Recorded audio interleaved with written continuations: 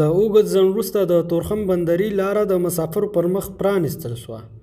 نن د پنجشنبې په ورځ غرمه مهال د پاکستان سرحدي ځواکونو یوازې هغه افغانانو ته د پاکستان د سفر اجازه ورکړه چې آنلاین ویزې او نور قانوني اسناد ولري.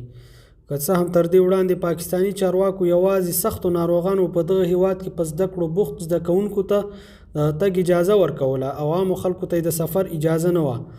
پاکستاني خبریال طاهر خان د دغه هیواد د چارواکو په حواله وایي هغه کسان چې د پاکستان ویزه ولري هغوی کولی شي پر دغه لار سفر وکړي.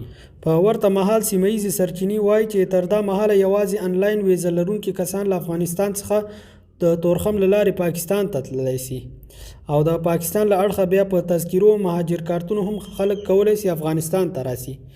پاکستاني چارواکو د روان کال مې میاشت راهیسې د تورخم بندري لاره د مسافرو پر مخ وتړله، خو د پاکستان له لوري افغانستان ته د راتلونکو افغانانو پر مخ خلاص ساتلې وه. مګر له تیرو 2 اونیو راهیسې بیا دغه لار د هر ډول ترافیکو پر مخ تړل شوې وه چې له امله یې مسافر له سختو ستونزو سره مخ شوي وه. په کابل کې د پاکستان سفیر منصور احمد خان وایي چې په تیرو 2 میاشتو کې 14,000 افغانانو ته ویزې ورکړي دي.